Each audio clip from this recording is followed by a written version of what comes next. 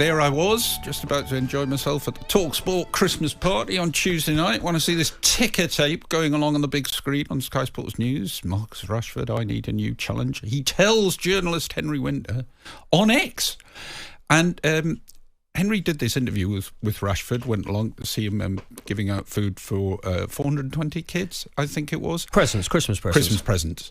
And while he was there, he just happened to ask Marcus all about his Manchester United future, and it was pretty bombshell stuff, I have to say.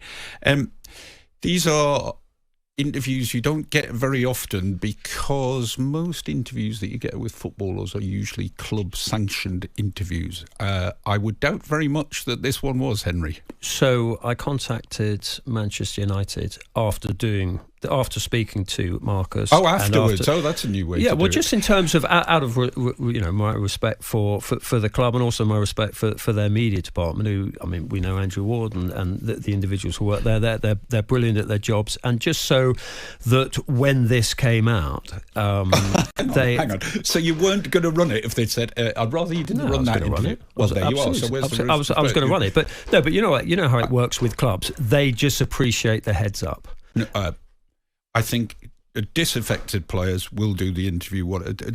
Had you gone to the club and said, "I'd like to interview Marcus Rashford about his future," they wouldn't have sanctioned it. No, probably not. No, that's very true. And I'm not saying that's a good thing. I think you should be able to talk to players anytime, but that is the way we are in the world these days. So you knew what you're doing.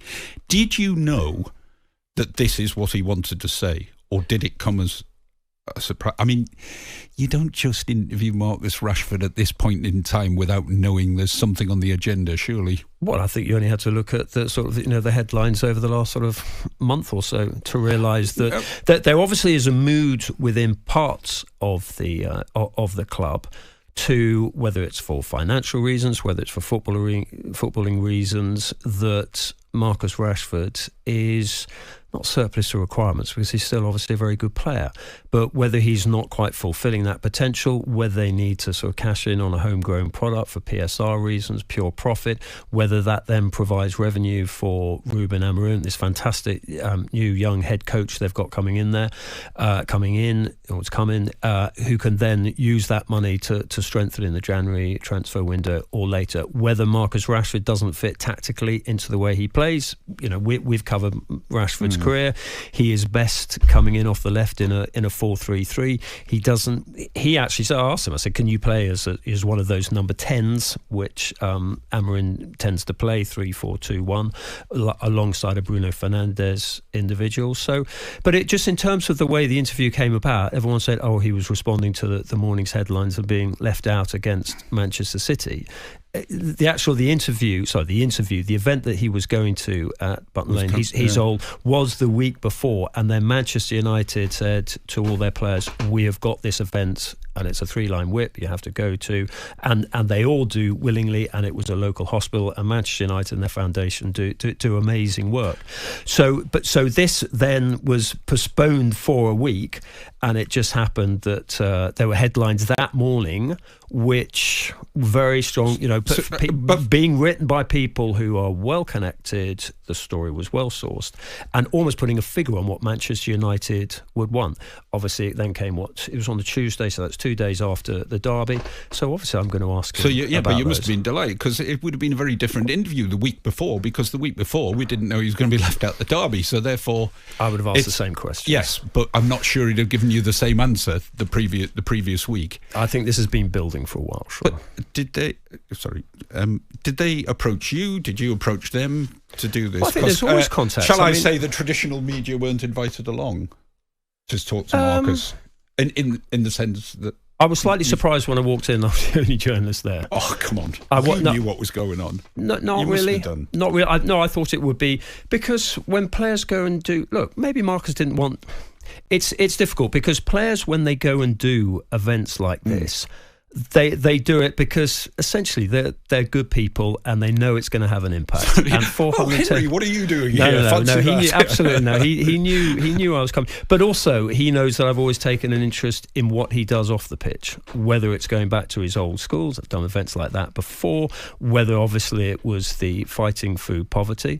I mean, I do get slightly annoyed when people have a go at him, and there does seem to be, and whether it's still emanating from Whitehall, there is still a slightly arrogant element. And I know you think that might be slightly rich coming from me because I grew up around Westminster and all that. but honestly, it does annoy me that footballers are being told to stay in their lane when they've experienced. Marcus Rashford has experienced far more about life than I have, than the majority of us have, in terms of the disadvantaged area that he grew up in, the fact that, he had to rely on school meals. The fact that, the racism that he endured. I mean, if you look at some of the DMs that he receives, I mean, it's just off the scale, the sort of the horrendousness of the abuse. So anyway, the point is I'm trying to make, ultimately he'll be judged by how he delivers on the pitch. But I also think I cut him a little bit of slack because actually I think he's generally a force for good. And as one of the kids went up to him, 410 kids that he handed out presents to, one of the kids, must have been about 4 or 5, went up to him and said, thanks for the presents and thank you for the food. And there are kids all over the country who are grateful to Marcus Rashford for the food. So we should not forget that when we're judging him. I'm not forgetting that, but you did use that opportunity to get a good but I've done it with a few players like that. It's rare you get a bombshell sort of thing. Yeah. Did you get the answer you were expecting? Had it been sort of prearranged that he would say, you know what, I need a new challenge, be honest? I don't know what was prearranged. I mean, all I did was, like you've done many of these interviews. You go in and you talk to people and you ask the obvious questions, and the obvious questions were, you must have been disappointed being left out against the derby. Do you think you're properly appreciated? Are you tracking back enough? All those, tactical questions as well. Was he tracking back enough, by the way? I don't think so. I think there's an issue with his body language. I asked him had he fallen out of love with football and did he want to give up, and he said categorically no. It's very difficult for him to leave on good terms. As we know, he's got a contract going to 2028. He's paid a vast amount of money. I don't see how easy it is to engineer his way out the club. And as Graham Souness said, I think it was in the Mail yesterday, it really means you've accepted you're not going to get a place in a Man United team which isn't actually that good. Personally, I would rather he stayed and fight because I rate him as a player, and I think at 27, now is not the time to leave Manchester United because of the quality of coach they got in.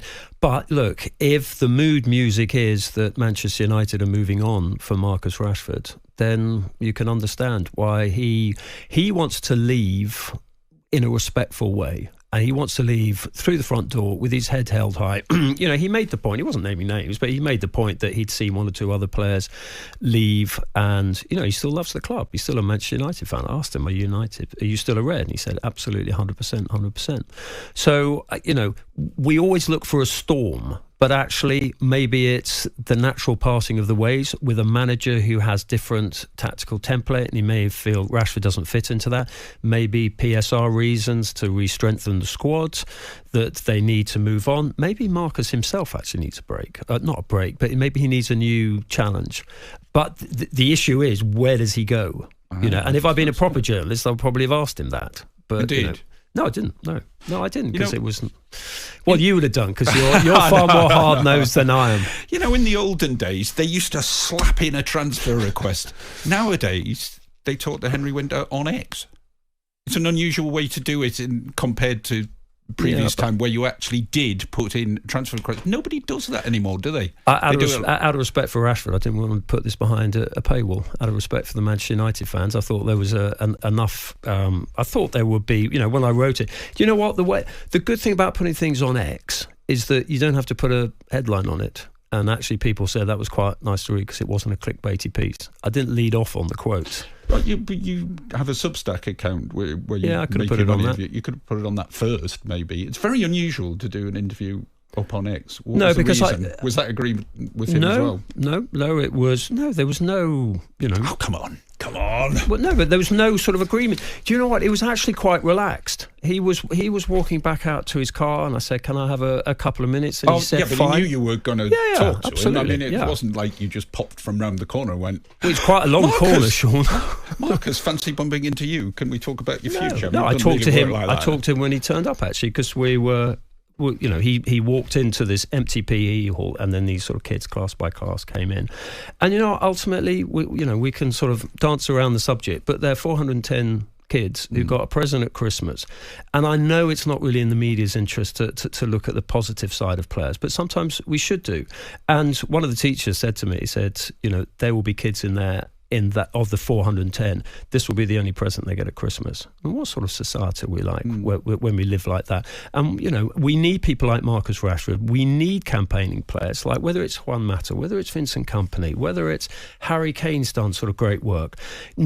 Probably only about 2% of it actually gets publicised. The players that we've got, we saw it during COVID. Jordan Henderson, whatever we think of two of his decisions since then, Jordan Henderson, Mark Noble, they were fantastic during COVID. So, sometimes we should just sort of acknowledge that side. Now, I've always taken the view, we should publicise that. But I also find if you take players back to their old school, that they often open up more. I think we have acknowledged that Marcus Rashford's done good stuff, really good stuff in the community. I think that has been acknowledged. But it's also acknowleded that he's playing very poorly for Manchester United and doesn't deserve a place in the team. But Sean, you can actually say both things.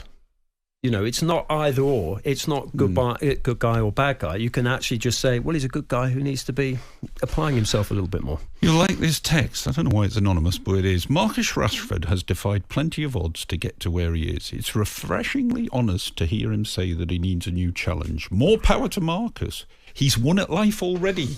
Well, I suppose he has won at life already because he's been a Man United player. He's made lots of money. He's played for England. It feels a bit of a shame that it hasn't turned out the way you felt it should be when he scored those 2 goals when he was 18. So he's 27. He's played almost 500 times for club and country. You've got to have a little bit about you in terms of willingness to make sacrifices, in terms of the raw ability, and the pace is still there. So, I mean, I said to him, isn't the clock ticking? These are your peak years. You should be seizing the moment. And he said, well, no, because I can still go on and play and play and play. He'll probably got another sort of 7 years in him. One of the other things he said was that England was obviously a focus for him. And I mean, I think it's a fairly big call if he tries to get back in the England squad. But the point is that he needs to be playing regularly. On AM, on DAB, via the talkSPORT app and on your smart speaker. talkSPORT.